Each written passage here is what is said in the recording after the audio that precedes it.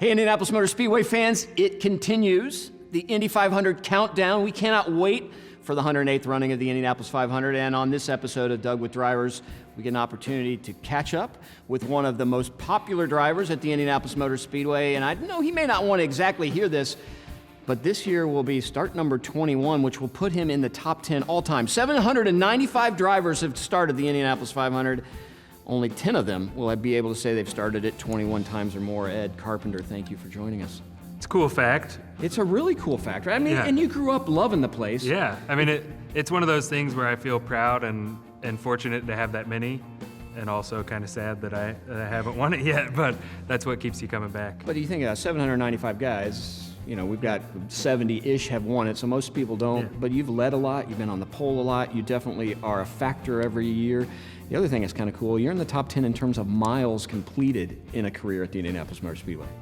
That happens when you're around a while, and I'm lucky and fortunate to race in the era that we race in, where we can have longer careers. I think some of those stats would probably be a lot different, had safety advancements happen far earlier than what they did, but that's It's a good the thing. way it works. So is the desire the same now as it was 10 years ago, 20 years ago to win the Indianapolis 500? I would say yeah, and in some ways it's probably increased, just as life changes. You have different priorities and more simplicity to life. The kids are getting older now, which makes things different and fun. You know how it is as you grow up and become more active participants and everything. I find that to be a great motivator myself. Absolutely. Well, so the kids at home are getting older, but the kids that drive for you are getting younger. Is that Yeah. is that a challenge when you have to try and relate to somebody that's 20 years younger than you, and some drivers who don't understand yet why the Indianapolis Motor Speedway is so special? I think Renus for sure gets it. Yeah. But is that a challenge for you to say, hey guys, this is not just a race, it's a lot more?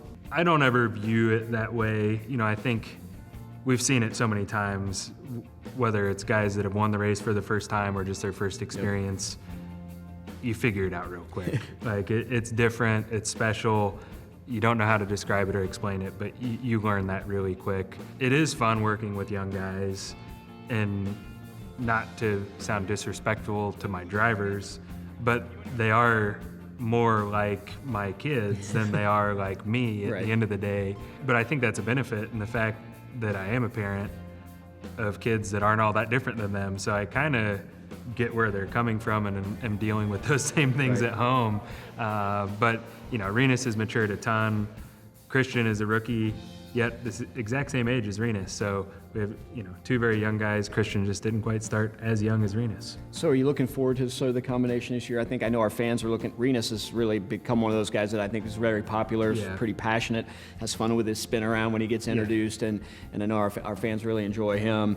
And then as you start really trying to figure out how you coached him along, are you looking forward to the year? Yeah, I mean, it's been an interesting offseason with everything going on, getting prepared for the hybrid. We haven't done much on-track running, Right. so Renus hasn't been in a race car since the last race as we sit here today. Christian has been in the car once. They've done a lot of interaction, a lot of sim work together.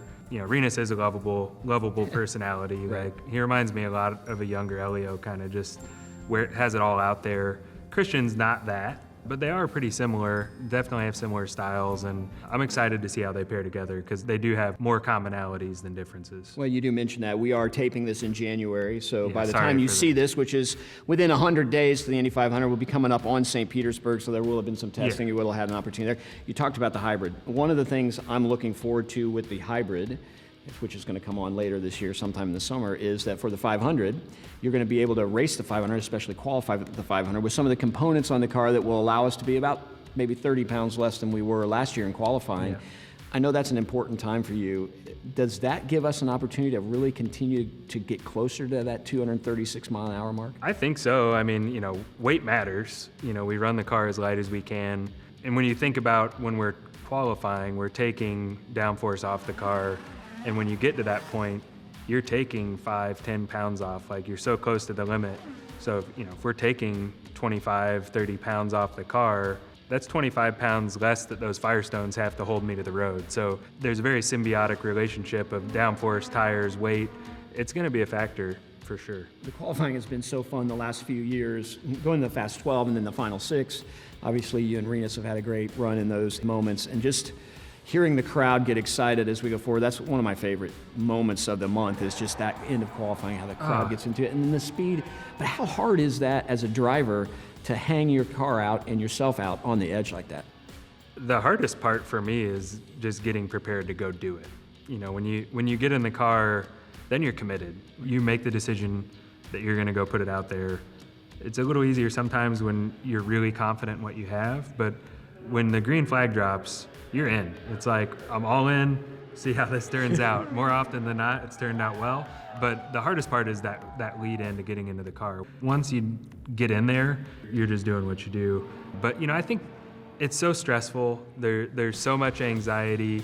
And I think the crowd feels that. I think they can sense that out of us. You know, obviously when there's accidents in qualifying, they're massive because of how fast we're going. You know, so everyone knows what's on the line.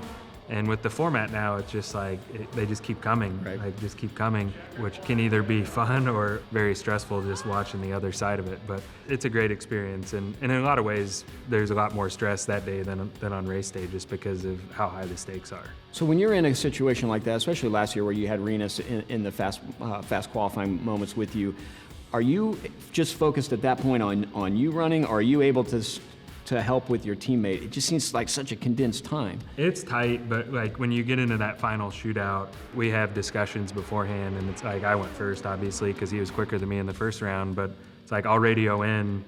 You know, we normally don't like to talk on the radio. We wait till we're plugged into an intercom where other people can't hear, but in situations like that, they need information. So yeah, you're radioing in anything you can give them, if, you know, because I'll know if what their wing angles are at, you know, so I can kind of relate what my run was to try to give them feedback. For sure, you're helping. You know, that's why, like, if you remember back to last year, how many runs Dixon kept taking to improve before the shootout, that's why, is because he knew that more of his teammates he was in front of, he was going to get more feedback for his final run. So it's a factor for sure. It definitely makes sense. That is one of my favorite moments. Another favorite moment for me, the public drivers meeting. When our fans, we have 7,000 or 8,000 people in the grandstands, and we introduce folks. There's a handful of folks that get a big rousing applause, and you're one of those folks. Do you feel that? How much of the crowd is excited for you running the Indy 500? Yeah, and I would say I agree with you on that meeting. Before that meeting happens, we have a full field autograph session too. I would kind of lump all that in together because you see a lot of the same people at autograph sessions, but that one to me is a little more unique. I would say it's a little more global. You know, you'll have race fans that have come in from a long ways, and that's maybe the first event of the weekend for them. So it's a great way to connect with fans, and everyone that's there that day when there's no cars on track, you know, they're race fans. They're committed. They get it. They know they have their stuff. So yeah, it's a great day. Just, you know, it's all passion. It's one of those ones. I mean, the hair on my arm stands up when you get introduced, because I just know that our fans know how much you love the Speedway and love the Indy 500. It means a lot to them. Last question for you: best part of the off season? Oh, I don't know. Just, I would say time with family, you know, is the best thing. My boys play hockey, which is great because their whole season is our off season. You know, the downside to that is I think I travel more now in our off season than I do in our race season. But you know, we get as much time together as we can. It's a good one. Well, ladies and gentlemen, there you have it. One of the most popular, if not the most popular driver at the Indianapolis Motor Speedway, Ed Carpenter, getting ready for number 21. Only 10 drivers in the history of the Speedway have started the 500 that many times. We're going to see what he can do on qualifying and on race day. And maybe this year, he ends up in victory lane.